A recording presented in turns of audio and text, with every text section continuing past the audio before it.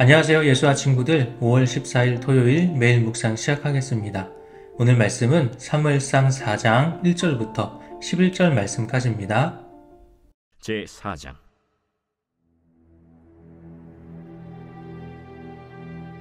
사무엘의 말이 온 이스라엘에 전파되니라. 이스라엘은 나가서 블레셋 사람들과 싸우려고 에베넷을 곁에 진치고 블레셋 사람들은 아벡에 진쳤더니 블레셋 사람들이 이스라엘에 대하여 전열을 벌이니라. 그 둘이 싸우다가 이스라엘 블레셋 사람들 앞에서 패하여 그들에게 전쟁에서 죽임을 당한 군사가 4,000명가량이라. 백성이 진영으로 돌아오매 이스라엘 장로들이 이르되, 여호와께서 어찌하여 우리에게 오늘 블레셋 사람들 앞에 패하게 하셨는고? 여호와의 언약궤를 실로에서 우리에게로 가져다가 우리 중에 있게 하여 그것으로 우리를 우리 원수들의 손에서 구원하게 하자. 하니 이에 백성이 실로의 사람을 보내어 그룹 사이에 계신 만군의 여호와의 언약궤를 거기서 가져왔고, 엘리의 두 아들 홈니와 비느하스는 하나님의 언약궤와 함께 거기에 있었더라. 여호와의 언약궤가 진영에 들어올 때에 온 이스라엘이 큰 소리로 외치매 땅이 울린지라. 블레셋 사람이 그 외치는 소리를 듣고 이르되, 히브리 진영에서 큰 소리로 외치면 어찌 됨이냐 하다가 여호와의 궤가 진영에 들어온 줄을 깨달은지라. 블레셋 사람이 두려워하여 이르되, 신이 진영에 이르렀도다. 우리에게 화로다. 전날에는 이런 일이 없었도다. 우리에게 화로다. 누가 우리를 이 능한 신들의 손에서 건지리요? 그들은 광야에서 여러 가지 재앙으로 애굽인을 친 신들이니라. 너희 블레셋 사람들아, 강하게 되며 대장부가 되라.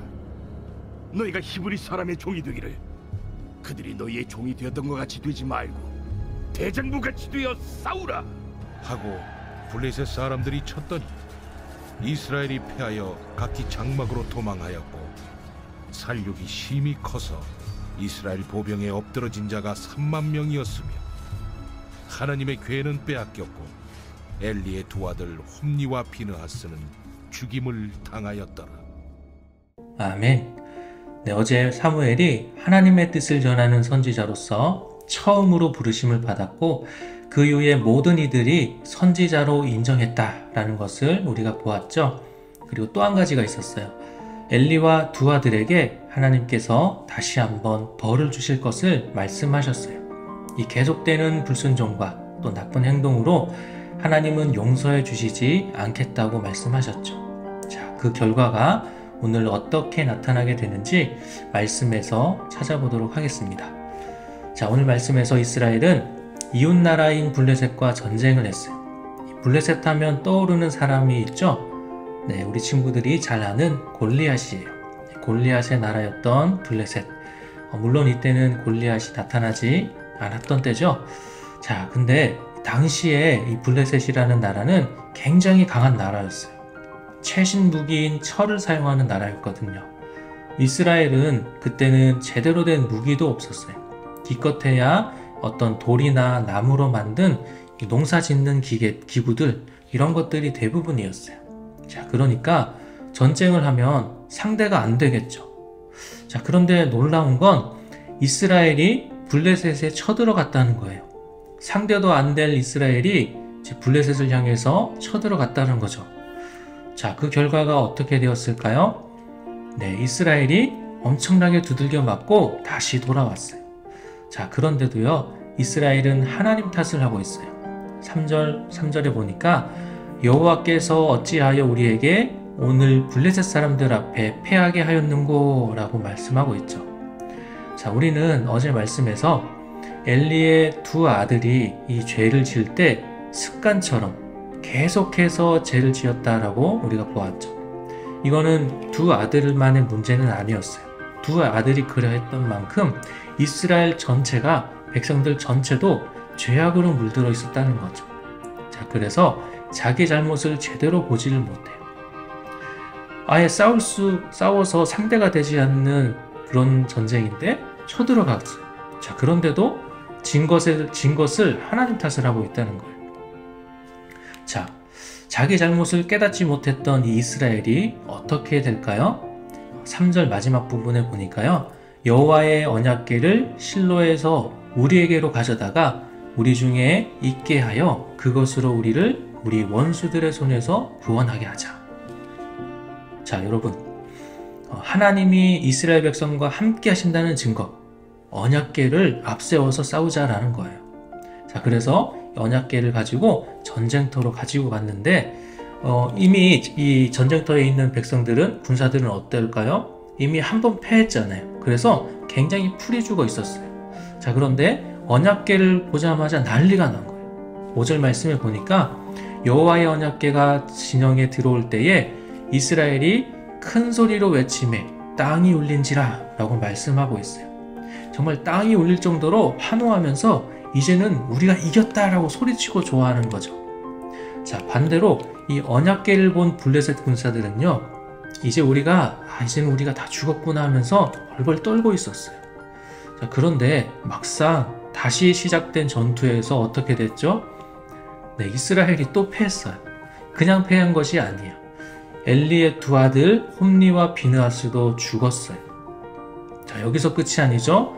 언약궤를, 하나님이 이스라엘 백성과 함께 하신다고 증거할 수 있는 이 언약궤를 블레셋에게 빼앗기고 말았어요. 자, 언약궤를 빼앗겼다는 것은 정말 큰일이에요. 하나님이 이스라엘과 함께 하신다는 증거인데 이걸 빼앗겨 버렸으니까요. 하나님이 우리 이스라엘을 더 이상 보호해 주시지 않는구나, 이런 생각을 하게 되었을 거예요. 그러니까 얼마나 이스라엘 입장에서는 얼마나 겁이 나고 또 막 걱정이 됐을까요? 여러분, 오늘 이스라엘 백성이 전쟁에서 패한 이유가 뭐였어요? 평소의 습관처럼 이 하나님의 뜻대로 순종하지 않고 악한 일들을 계속해서 저질렀기 때문이죠. 그리고 거기에서 또 한 가지 이유가 더 있어요. 바로 자기 자신을 제대로 보지 못한 잘못이에요. 자신의 문제를 보지 못했기 때문에 회개하는 것이 아니라 언약궤를 가지고 전쟁터로 향했어요. 내가 하는 일이 잘못됐다라는 것을 깨닫지 못하고 계속해서 그 일을 하는데 자기 마음대로, 자기 생각대로 언약궤를 가져가면 이길 수 있을 거라고 자기 마음대로 생각하는 거예요. 이런 모습은요, 자신을 보지 못한 채 착각하고 있는 거죠. 이스라엘 백성이 하나님을 섬겨야 하는데 하나님이 무조건 이스라엘 백성들을 도와주셔야만 한다는 잘못된 생각에 빠져 있는 거예요. 또 이런 이스라엘 모습이요, 바로 오늘날 우리의 모습이기도 해요. 하나님은 우리가 순종하고 우리가 하나님께 예배드려야 되고 우리의 영광을 받으실, 우리가 영광을 올려드려야 할 분이죠. 그런데 반대로 내 소원을 이루어 주셔야 하는 분으로 착각할 때가 많아요. 물론 우리의 소원을 하나님께 구하는 것은 잘못된 것이 아니에요.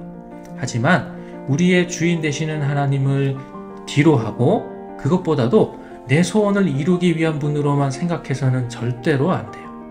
이러한 모습은 지금 이스라엘과 다를 것이 없다라는 거예요.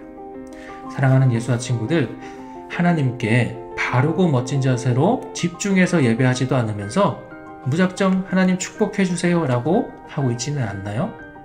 매일 말씀을 묵상하고 또 묵상한 대로 결단한 대로 지키려 하지도 않고 하나님께 기도하지도 않고 자기 잘못을 회개하지도 않으면서 내 소원만 이루어 달라고 하나님께 그렇게 이야기하고 있지는 않나요? 오늘 말씀을 통해서요, 자신을 바로 볼 줄 알고 회개할 줄도 아는 우리 친구들이 되기를 소망합니다. 오늘 이스라엘의 모습은 우리가 절대로 따라가서는 닮아가서는 안 되는 그러한 모습이에요. 우리 자신을 알고 잘못된 모습들을 하나님 앞에 회개하고 진짜로 하나님이 원하시는 것이 무엇인지를 생각하고 그대로 순종할 수 있는 우리 친구들이 되기를 바랍니다. 자, 우리 친구들, 내일은 주일인데요, 건강한 모습으로 만나서 바르고 멋진 자세로 하나님을 예배하도록 합시다. 오늘 말씀은 여기까지입니다. 내일 다시 만나도록 하겠습니다. 안녕.